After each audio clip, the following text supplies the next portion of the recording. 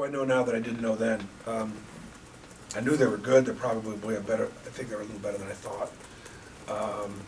The front line with Rabacha and Murray. Maybe in a different way. Maybe Kentucky's front line. Really bothered us. But they're two of their leading scorers. First of all, Chris Murray is a pro, a four-man that can score inside and out, and just a terrific player. And again, I recruited his dad. His brother Keegan in the NBA. I think he was the fourth player taken in the draft last year.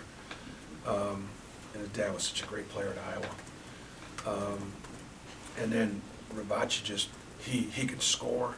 They throw him the ball in the mid-post area. He can make plays. An outstanding passer, really good basketball player. He's way quicker than he necessarily looks on tape.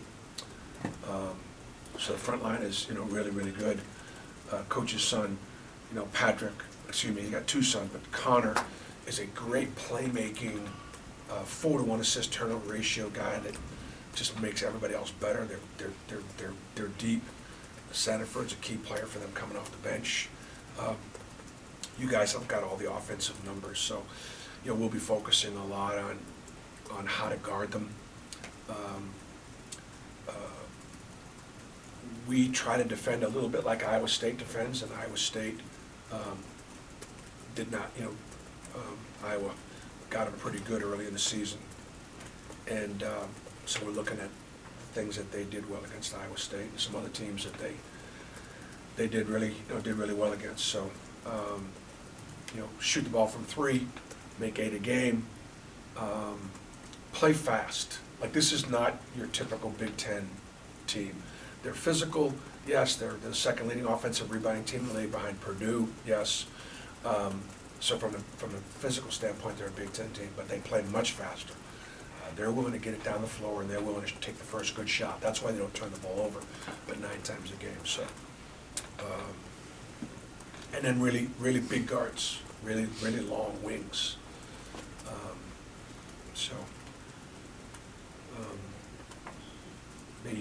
It'll be all we want.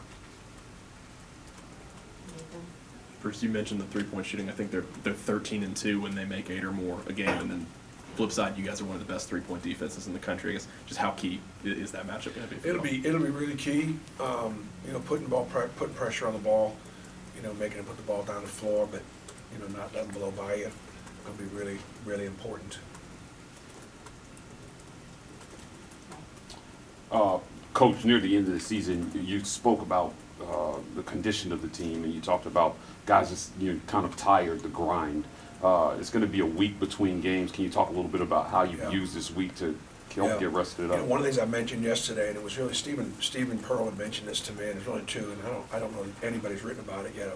Not that I'm looking for it to be written about, but that was interesting. 31,000 miles traveled this year between Israel and Cancun and California. And Texas A&M and West Virginia. It's just a lot of travel, a lot of late nights coming home, and so I do think, and then in a lot of close games and a lot of last second defeats, and so I do think that the team had to get up off the mat a lot this year, and yet we pretty much were able to almost every time, short of second half in Lexington. That wears on you.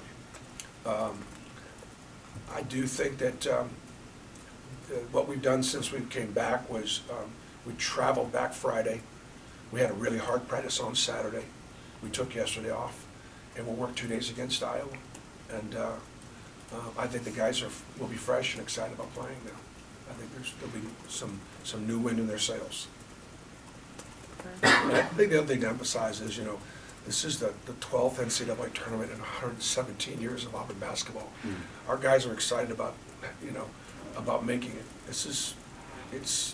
There are a lot of good teams that are been left home, and I do think the body of work has more than clearly been a contributing factor to who was in and who was not in. We ranked 4th in number of appearances against NCAA tournament teams. I mean, we've been talking about the schedule and talking about it, not complaining, but we've been talking about the challenges of our schedule. And so only Kansas and Texas and Baylor played more NCAA tournament teams than we did. Bruce, a lot of attention on Iowa's offense, obviously. You talk about defense, they do a lot of different things. What stands out to you about They them? press, they zone press, they man press. They're good at it. They got really good length. I'm sure they'll try to bottle up Wendell Green and see if we can turn us over some. They have some drop back, a really nice drop back matchup zone. It's a zone that we play some, so we're familiar with it. But again, they're big and long, and they like it. They play it in crucial situations. They play it on short clocks. They play it out of timeout, so they've got confidence in it. So we'll prepare for it. Bruce, well, just one thing. The 31,000 round trip or just single way or? I'm sure it's all the travel. Okay, Trip, yeah. I'm sure I got that clarified. And then just from there, man, you've been to the tournament quite a few times. What are some of your just fonder memories of, obviously the Final Four run, but other than that, like just your time going to the tournament and what it's been to you? Well, it is clearly more fun for your family and the fans. We're working, but it is really exciting for the students and for your alumni and for your fan base to be part of this, March Madness. It takes one game, one win to get to the final 32 teams. It takes 2 wins to get to the Sweet 16. Now, have to beat Iowa and then either Northern Kentucky or Houston, that'll take some doing. But, it's just, and because it is so hard to get into, it's really special. 95 we won a national championship. 94 we finished second in the country. We lost in the championship game. I think advancing, anytime we've advanced, obviously you feel like, you just feel a great blessing from God and knowing that was His plan and grateful for it. Yes, Bruce. The fatigue you talked about, how much do you think that played into the way y'all defended, rebounded the last 5 or so games? I don't know. I think there was some level of fatigue, but I also think that the teams that we played, if you look at them, I don't have the last 5 games in front of me, but I know Tennessee, Alabama, at Kentucky, right at Alabama. There's probably a game in there, maybe at Texas A&M somewhere. I mean, it was some formidable. I think that had more to do with it than anything. The quality of our opponents. Mark Murphy. Bruce, does Iowa remind you, personnel-wise or style-wise, of any team you played this year or recent seasons? Well, they're much bigger than Missouri, much bigger. But they do some things. They switch and they're very aggressive offensively.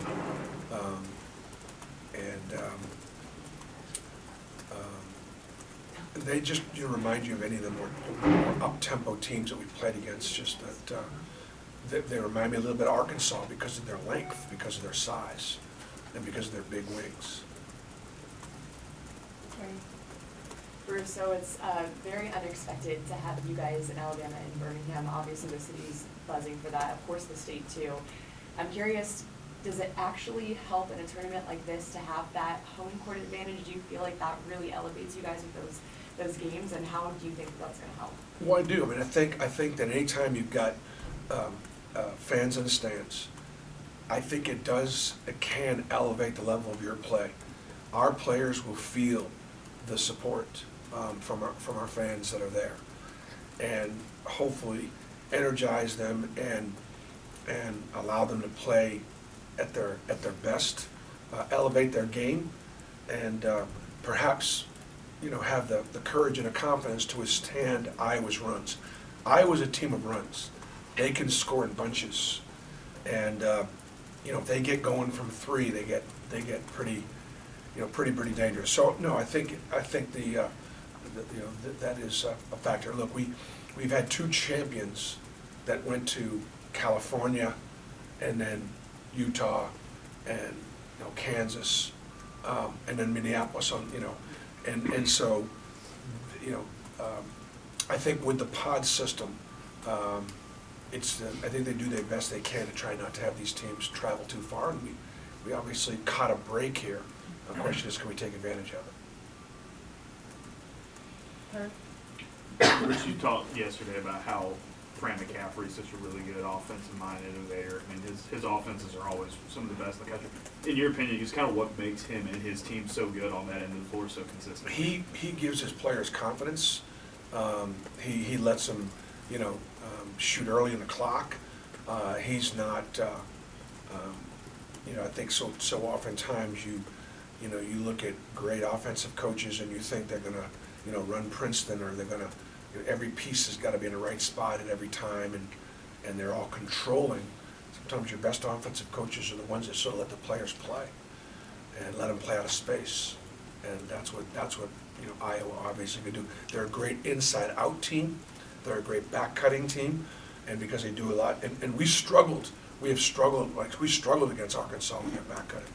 And also, great back-cutting teams are also great offensive rebounding teams. So when those guys back-cut, if they don't get it, they also hurt you on the offensive glass. And they're a really good inside-out team.